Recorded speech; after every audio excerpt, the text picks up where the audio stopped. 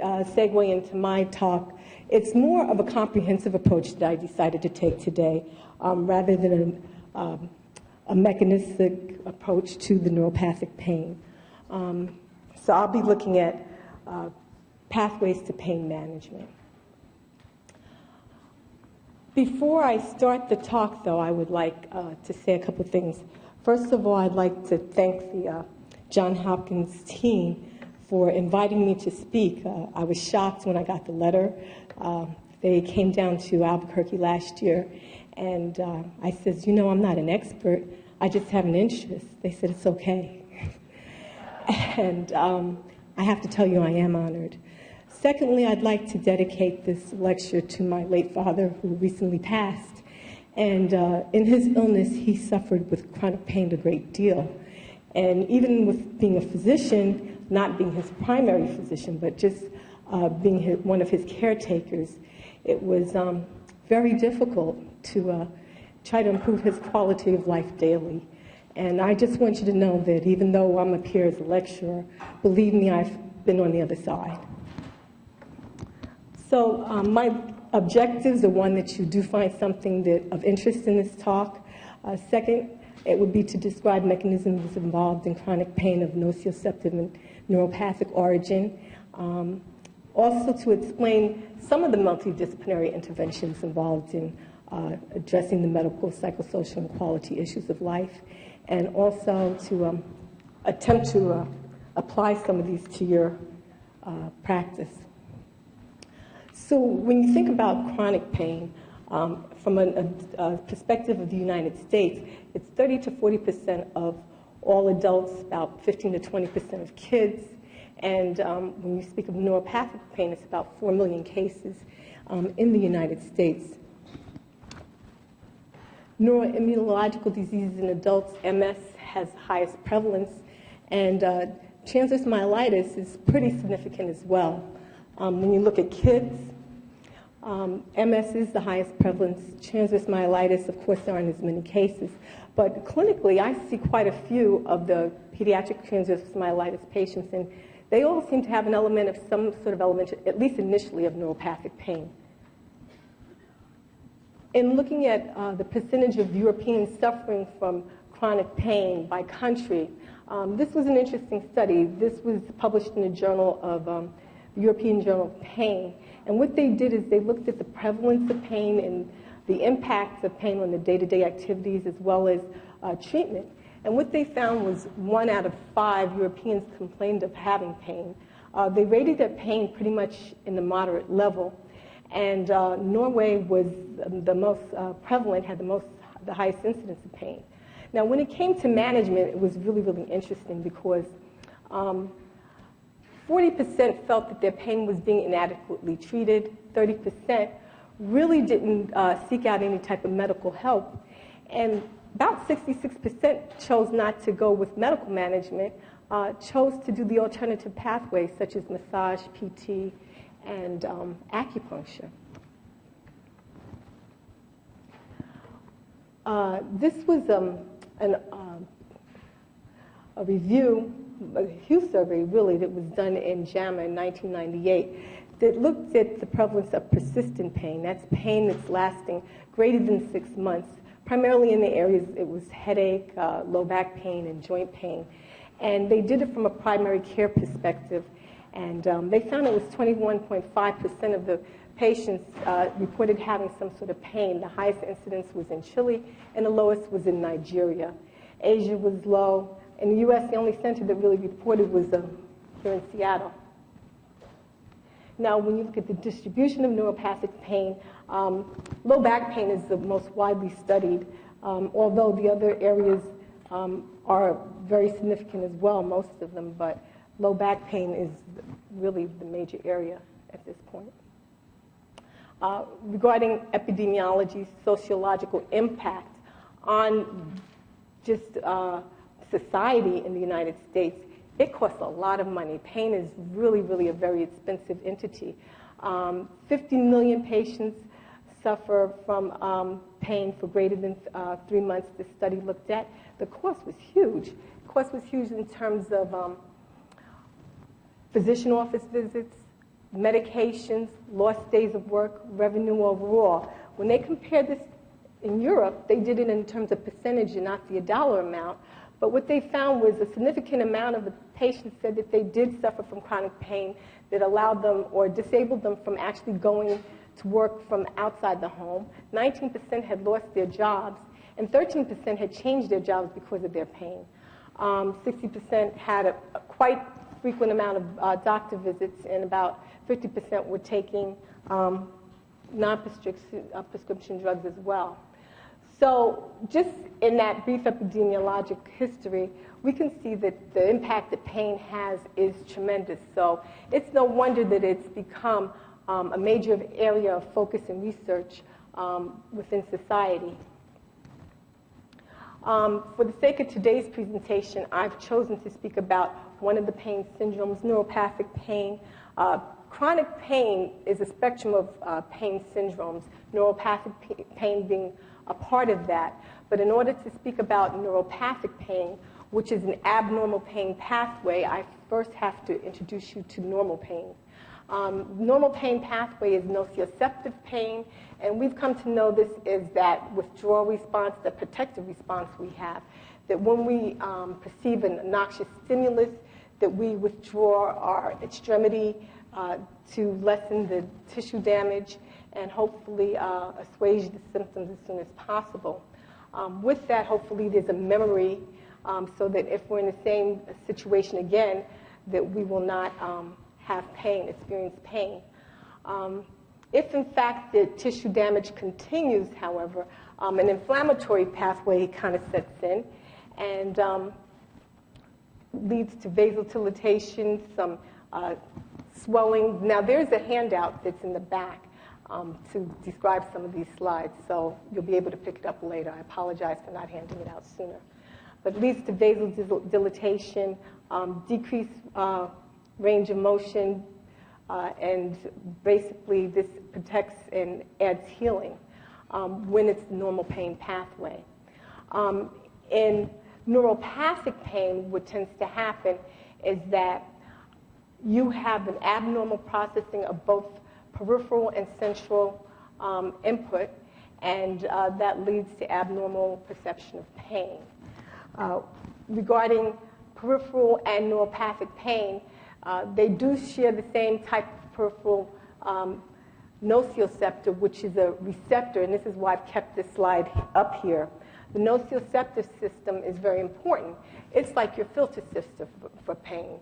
It filters out different stimuli. You can see you have the thermal stimuli, the mechanical stimuli, and chemical stimuli. And based on the intensity of the stimuli or the stimulus, it would determine whether or not there is depolarization, which would then lead to electrical activity transferring that impulse or that information to the spinal cord.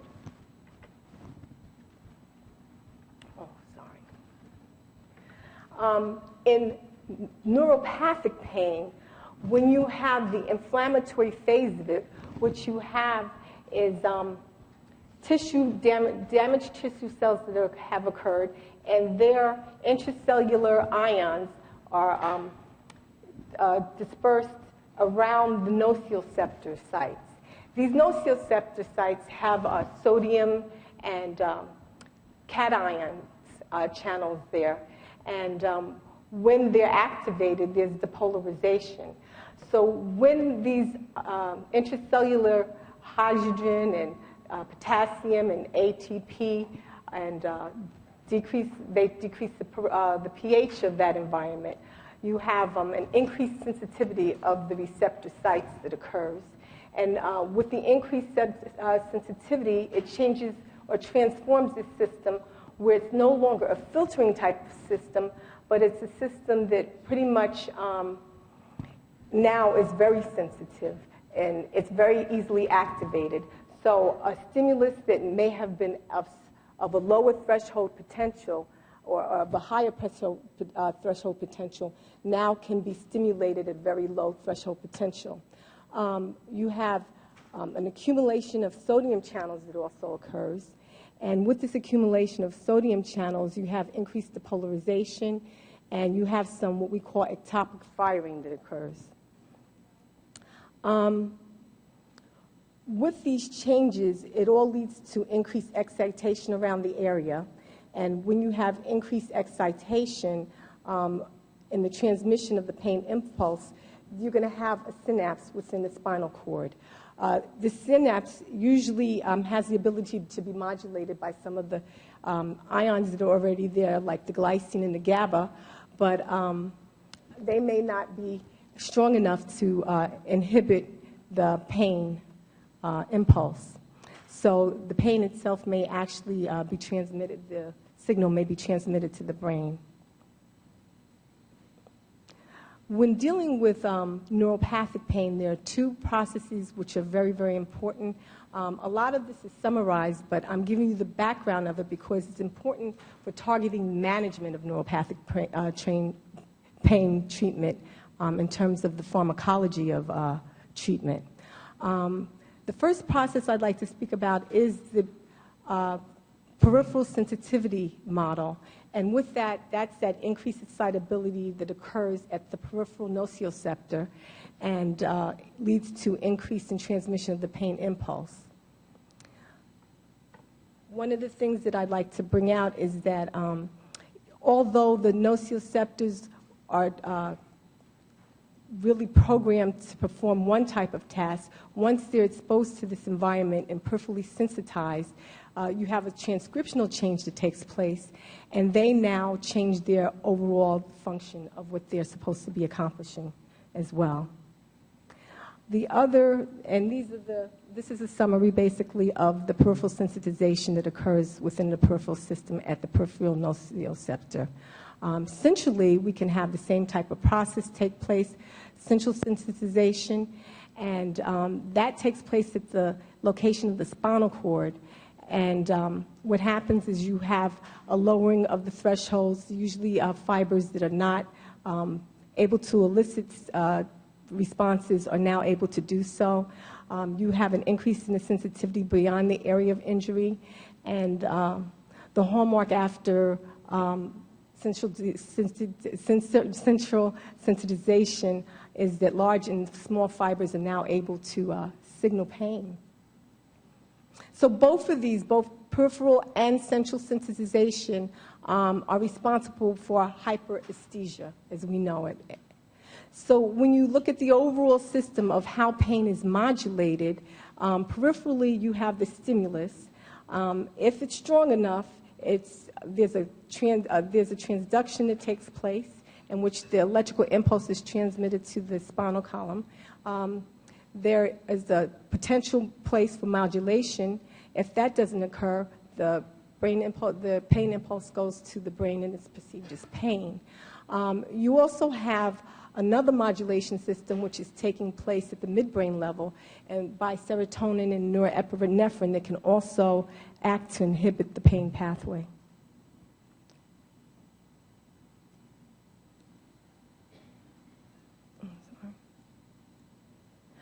Genetics. Genetics, I mean, everybody's pretty much wired differently, and some people, especially if they have a strong history, family history of family members having chronic pain syndromes, are at a risk for developing chronic pain themselves. The response that we have to different analgesics is also interesting. More studies need to be done in this area, but there is a genetic component to how we respond to pain and our likelihood to develop a chronic pain process. In looking at the approach to how we treat and manage neuropathic pain, it kind of differs. It's kind of turned upside down from what we as clinicians are used to working with. Usually we're taught to treat the disease and then hopefully the symptoms will resolve. But when you have issues such as chronic pain, especially neuropathic pain, a lot of times you do treat the disease process and you still are left with the pain. So the approach that's trending to happen is that you're now being asked to treat the mechanism of action, such as whether it would be peripheral sensitization or central sensitization, and the symptoms that the patient is complaining of or presenting with. When you speak about neuropathic pain, you have spontaneous pain and evoked pain, which is stimulus evoked. With stimulus evoked pain, you usually have pain which occurs in response to a normally noxious stimulus, which is hypoagesia, and pain that also occurs to a stimulus which normally does not elicit pain, and that's allodynia. When trying to assess patients for pain, it's very, very important to take an extremely thorough history because of the gravity of it. You usually need to take an account of what precipitates the pain, what makes it better, the history and course of other practitioners having managed the pain, what kind of results they've had, what level their pain is at. In terms of assessment tools, we use the pain scales, visual, analog, and the Neuropathic Pain Scale are two child-friendly scales that are frequently used on the floor, and these help with providing subjective information regarding pain itself. There are two portions of assessment tools that help to delineate neuropathic pain from chronic pain, and this is the Neuropathic Pain Questionnaire as well as the LAND scale, and those two are useful in assessing the type and quality of pain. Going back to history, a lot of times you want to know some of the other problems the patient is having, such as lack of sleep, ability to function. How is this overall affecting their day-to-day life? And a very important aspect, which a lot of times doesn't yield a lot of answers, but it's important to do it, is to do the physical exam, especially the sensory portion of the physical exam, to determine if, in fact, there is an increase in response to pain or whether there is a loss of sensory response. There's also a motor component to this and a neurological component as well. When asking a patient about their pain, it's really interesting because clinically I get a lot of vagueness with asking patients. A lot of times it's hard for them to describe because it's not like your musculoskeletal type pain where they're saying they're aching, it's throbbing. A lot of times you don't want to suggest any types of responses, but people have a hard time actually explaining the types of pain, especially when it comes to chronic pain, neuropathic pain, as to what they're feeling. Stimulus elicited, as I had said before, the allodynia is normally, that doesn't provoke pain when it occurs, but the hyperalgesia, normally it is a noxious stimulus, but it's exacerbated once you have a component of neuropathic pain. Spontaneous pain is usually you'll get the burning, the intermittent like shock type activity, dysesthesias and paresthesias. This is going to be a clip of a patient that Dr. Scott Richards at the UAB sent me, who's complaining. He's very, very descriptive about his pain, and you'll see. As far as this pain in relation to the band, this pain is different in respect to the band pain because it's like a little sea urchin living in my side that's about 2,000 degrees Fahrenheit. And when I reach back there, or anyone else, and they put their finger on it, it becomes unhappy and screams. And almost like a porcupine, it just sends out little quills of a hot electricity all through my abdomen and down my legs. And it's distressing and painful, and all of the descriptions that we have gone through above. It's my little sea urchin. So he does an excellent, he's very informative about his pain. He gives you an idea of just touching him. It forms an explosion, what appears to be an explosion, as his perception of what he feels. So you know, that gives you, in listening to how he's speaking about his pain, that gives you some insight as to what the mechanism of action is. And a lot of times when we do ask patients about that, they're not that descriptive, and it's hard to actually figure out what type of neuropathic pain they're having. As clinicians, we like objective measurements all the time, and it's not easy in pain. When you think about diagnostic studies that are available, such as quantitative sensory testing, which is really an evaluation of a person's perception of an elicited stimulus to pain. You will present something that really is not very painful, but based on their response, you'll pretty much evaluate how much pain they're having.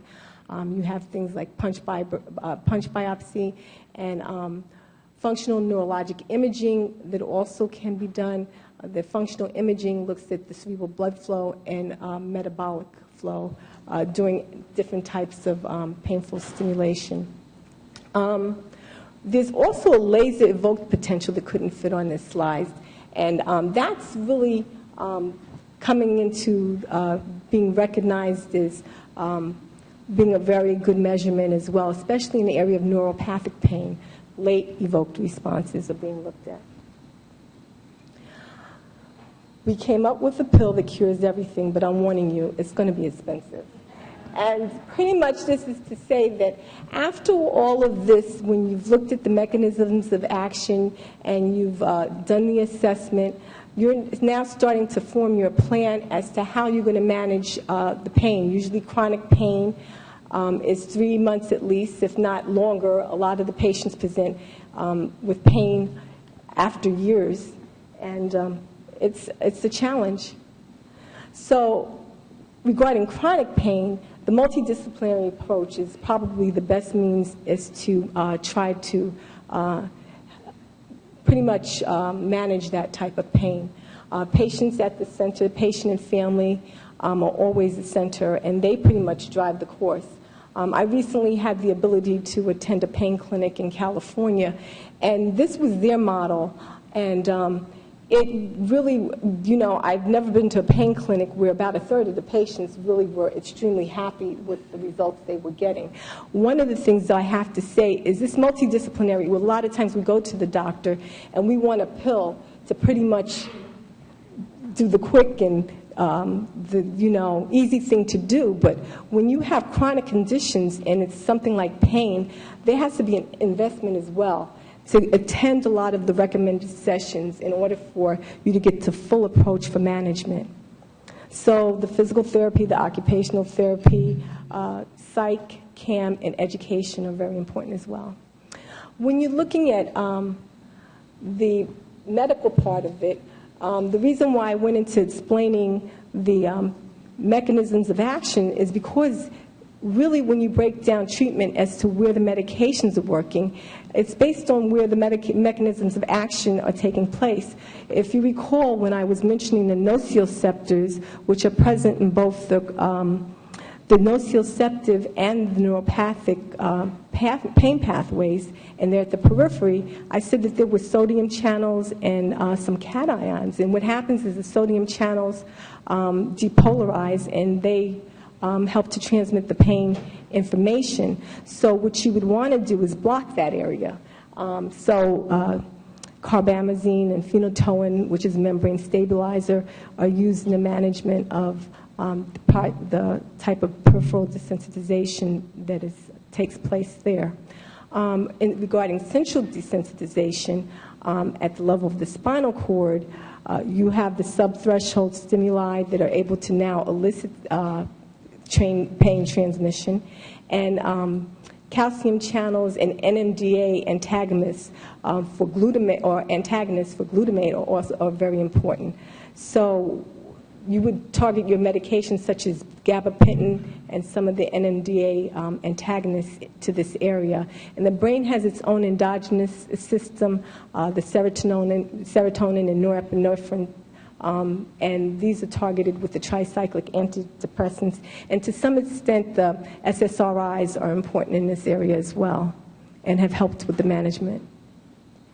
In order to be considered a first-line medication for neuropathic pain.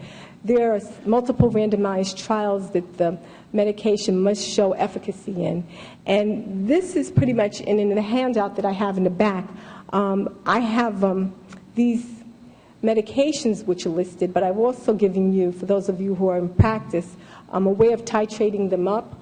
I think one of the biggest things with management of neuropathic pain or chronic pain in general is to have adequate trials performed. A lot of times patients have different types of symptoms that may seem worrisome, or they may doctor shop, and a doctor takes them off of something that you've prescribed, and they are on something different when they return to you. And it's hard to get a good feel for really what is helping their pain. So one of the things I would say is just make sure that a real adequate pain trial has been tried before we really say that the pain medication does not work and something else is needed. In the previous slide that I had shown earlier regarding the neuropathic pain and the approach to management regarding symptom-based and mechanism of action, this is a pathway of recommendations regarding hyperalgesia and what drugs are treating the symptoms themselves or have been shown to be efficacious in managing the symptoms. When the patient tells you, I think the dosage needs adjusting, I'm not nearly as happy as the people in the ads, that means that it's time to change.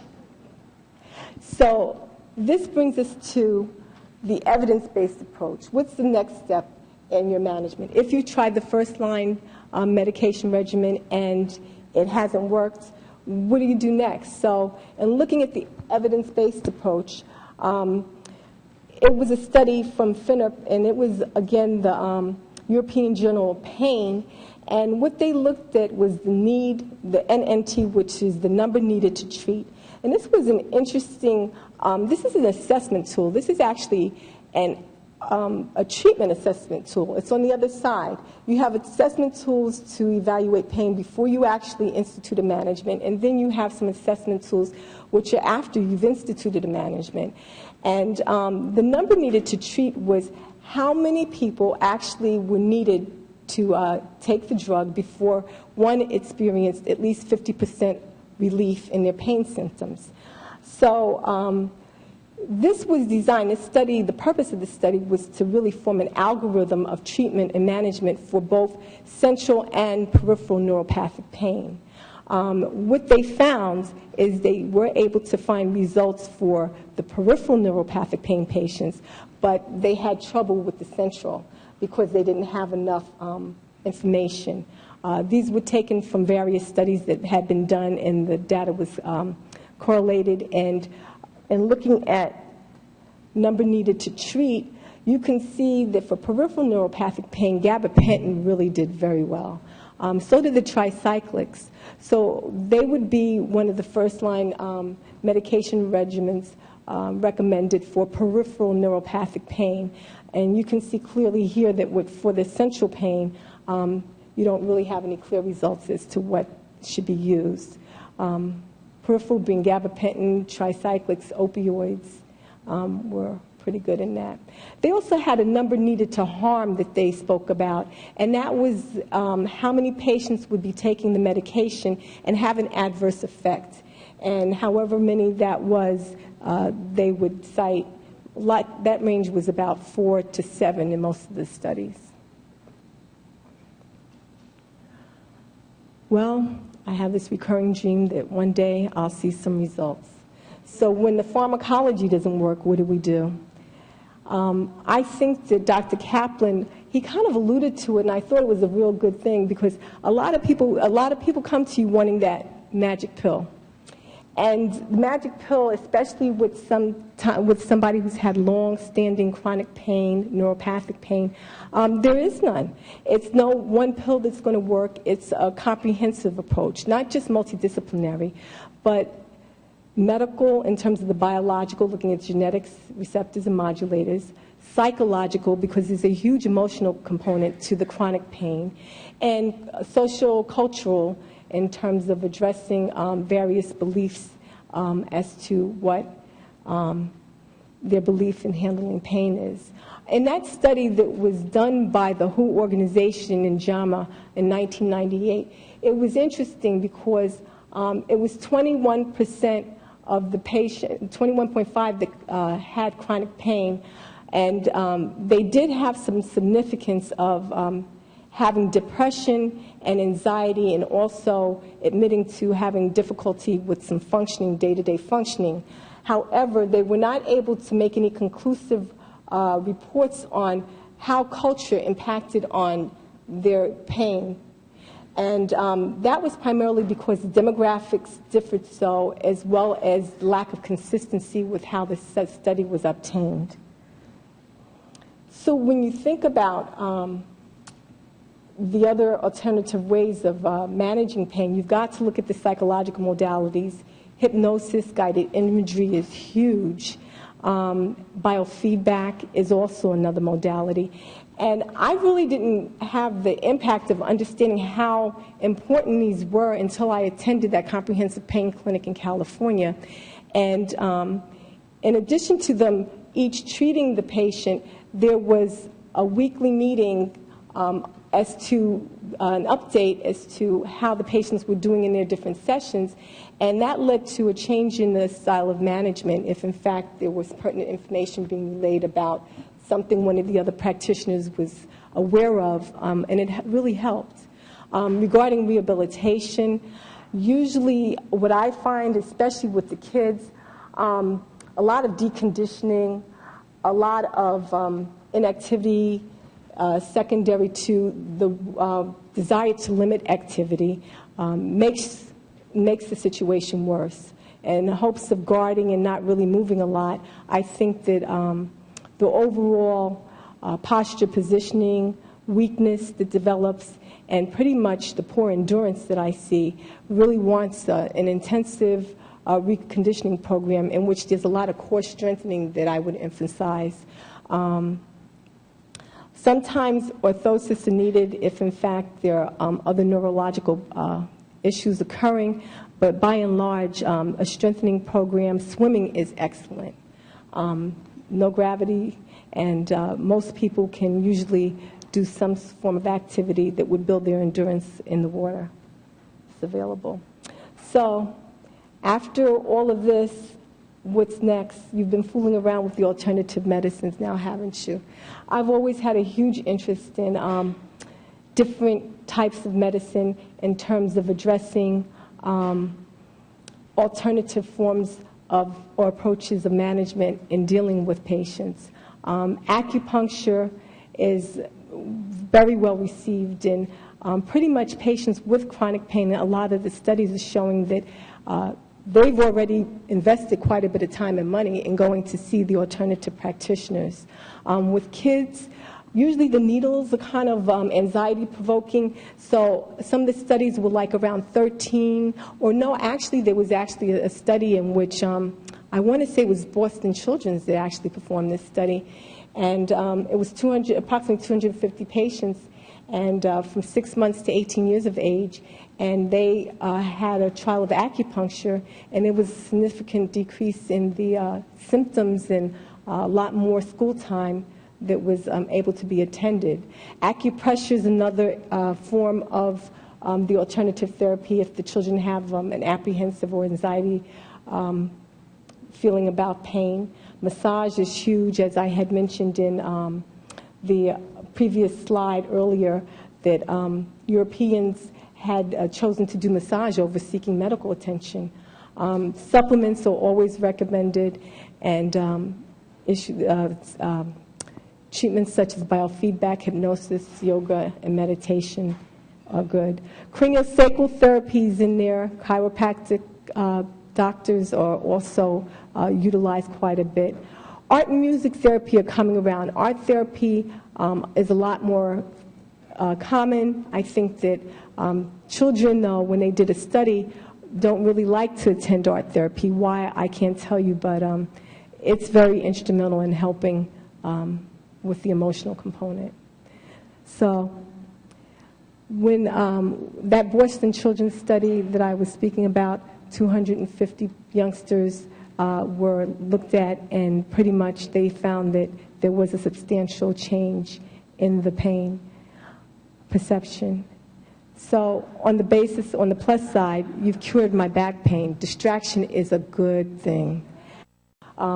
Despite recent advances in our understanding of the complex mechanisms involved, there still remains a huge area of unmet clinical need, secondary to limitations in treatment options and then understanding. Lastly, after all this, are we there yet? Not quite. Thank you.